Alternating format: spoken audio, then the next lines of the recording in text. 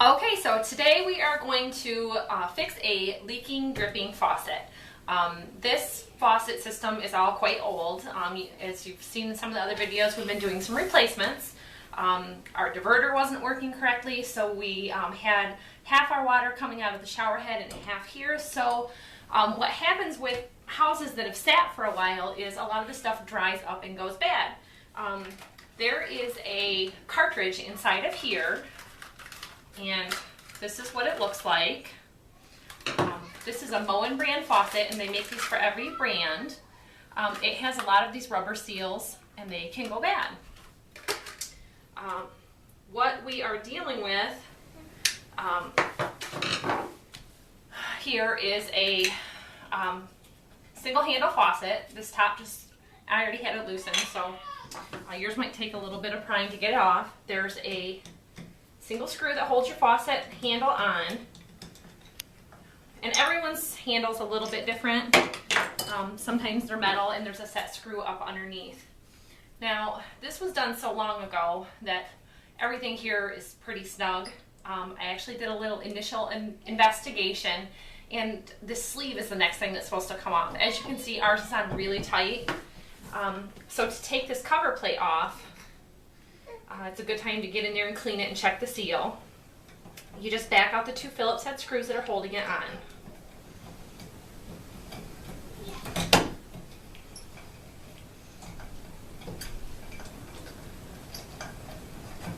These are the times that I want a small driver for screws, a small power driver. These are really long screws. Okay. Now, if you have an open drain, you're going to want to put a stopper or a rag over it so you don't lose any of the small parts here. There's the screwdrivers, and there's a retainer clip also. Now, for me, you may not have to do this. I'm taking this cover off. You want to check this seal to make sure it's intact. You can replace this. They can also be cleaned up really nicely with any kind of cleaner, and coat them with lemon oil. So this is our sleeve that needs to come off, and it needs a little bit of coaxing. So to not damage it, you can see I'm covering it with a rag. And I'm just using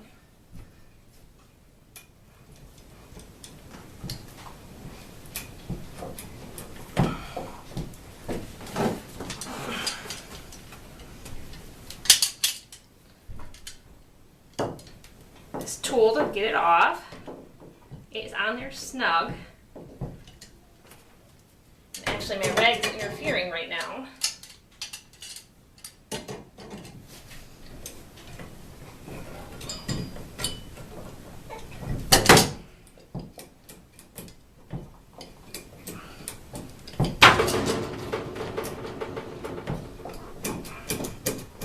Okay, you can see in real life that is hard to get off. Now, this is a real thin metal, probably aluminum, and then it brings us down to the rest of the faucet. I'm going to try and zoom you in here so that you can see a little bit better. Sorry about that. Okay, there is a small retainer clip right here, and we're going to take that off. There you go. This right here is just where it sets your screw for your handle, and of course inside of the wall. As long as you have gotten it this far, you're going to want to check your connections to make sure that you're not getting any leaking anywhere. It's a good idea maybe to turn the faucet on beforehand. So now we're going to take that off, the retaining clip. And it's best to use a pair of needle nose pliers for this so that you can grab onto it. And it just slides straight up. There's your retainer clip. Now, I have not taken this out before. That came out really easy.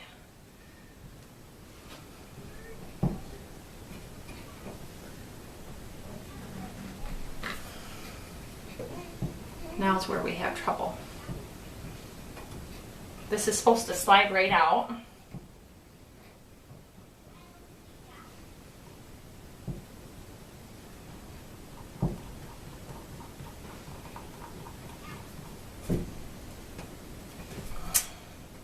I'm going to have to pull on that.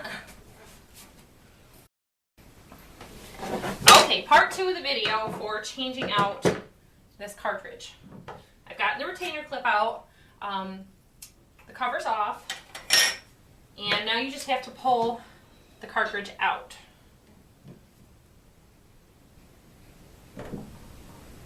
And because you're doing this, you also want to make sure that your water is already off.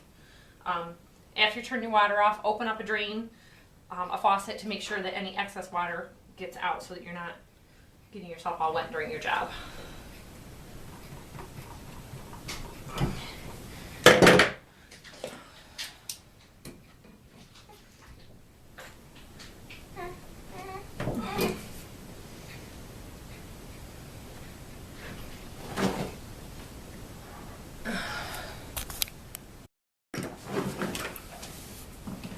Hi, okay, part 2. I have the old cartridge out, and you can see the rubber gaskets. They're kind of dry and gross. This one actually fell apart as we were pulling it out. They do make a special tool for this. I actually called in the heavy duty men and had my husband pull it out, and the two of us had to work. The tool actually goes in, screws in, and what it does is works against your copper pipe with the screw pulling it out. If you're going to do a lot of these, that's a good tool to have. It's like $25, I think, on the website for Home Depot. A lot of stores don't carry it in the store, so you may want to call ahead or find out. Now, I've already put the new cartridge in place, mostly, and before you put it in, you'll notice that if you just put it in there slightly, that you meet resistance against the copper pipe from the rubber gaskets on it. So what we always do in plumbing projects to make them last longer from getting dried out and to ease it going in, just regular, I just have petroleum jelly, Vaseline. I put it on the gaskets and inside of the tube to help push it in place. So now we have the retaining clip that we have to put in, and the retaining clip is going to set over this little T-shape. Okay, we're back with part 2. We were able to get this out by, number one, I called my husband in to help because these get really corroded, and because the gaskets get dry, they get stuck in here. They actually make a special tool for this for about $25 that you can get. Some of the Home Depot stores or other home improvement stores may carry it. Our local store didn't, and it's only available online. So rather than wait, we want to get this done. You could also, with your screw and some washers, build up so that you keep screwing it and it's going to slowly pull it out. He just worked at it for a while. This is made of plastic, very heavy duty, so we just kept prying on it and got it out. Now the new one is already pushed in, and one thing that I want to urge you to do is to coat the inside of your brass pipe or your copper pipe with petroleum jelly. And the reason for this is the contact when you're pushing it in with these rubber gaskets. They tend to want to roll, and it'll also lubricate the gaskets so that over time they don't get dried out and have this happen again. This particular product is a replacement brand called Danco. All the reviews say it lasted 2 or 3 years. Well, if you have very hard water, that can happen. But the petroleum jelly is a good trick to know about that. I also coated the actual O-rings gaskets. Now, we've pushed this in. When you get to the end of pushing it in, you actually want to take this, and I've kind of already done it, but you want to make sure that it's seated right in place. Now, I think I have it all the way in.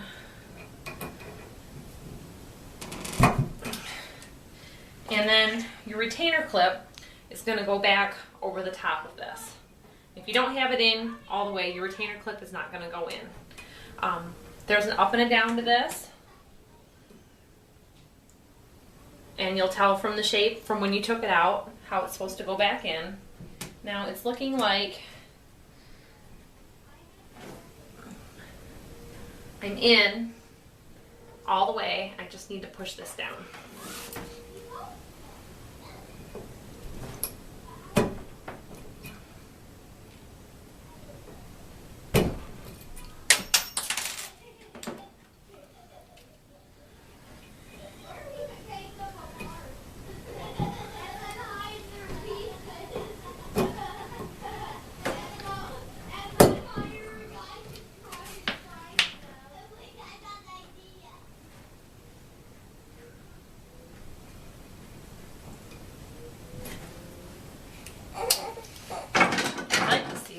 actually get it a little bit further, there's a thing that it's hitting on.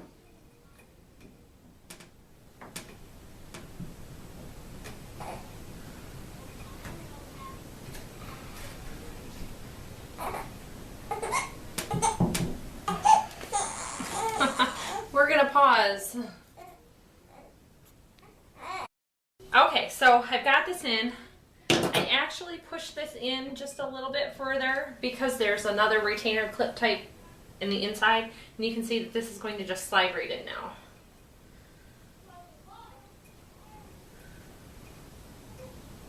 I don't know if that's supposed to go down any tighter because it seems pretty easy.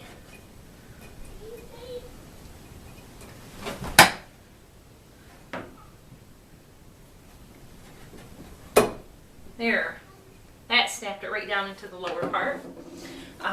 Now you're just going to want to do everything in reverse. Now normally your collar would go on next. If this is really gross, you can get a replacement of this.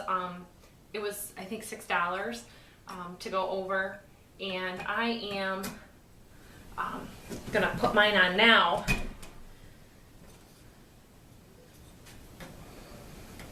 And if you need to test it before you get it all assembled back together, you can do that. Now remember that I had to take my faceplate off, so I'm going to put that on. Normally you would already have this on and then put your decorative collar on.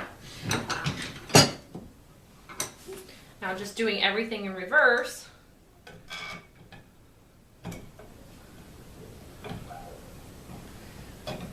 Screw those into place. You want to make sure that you're in the right spot there.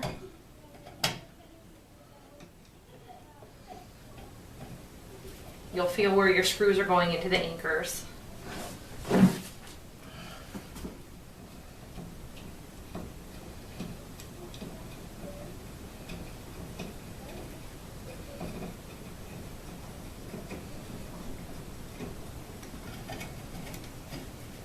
Make sure it's nice and snug so that the seal in the back will do its job and keep water from going into the wall.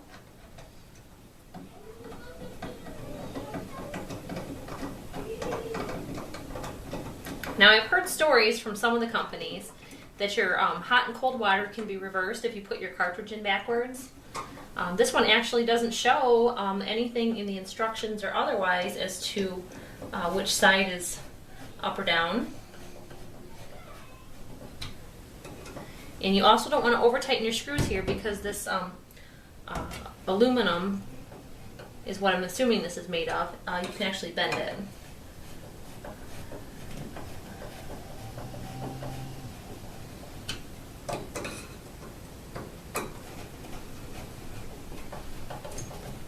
Okay, that's plenty snug.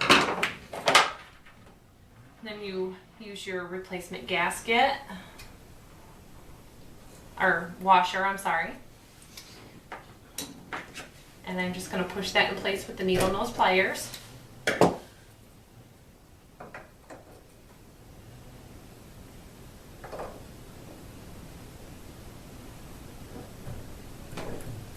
you go. Reattach your handle. Insert your fastening screw. If you want to test it at this point, you can test it. We have the main water off, so I'm not going to do a test. And put your decorative cap on. So I hope that helped you. If you have questions about how the cartridge came out or anything that may have skipped, you know, in the process of editing, please let me know. I will try to help you as much as I can. And again, thanks for watching my videos.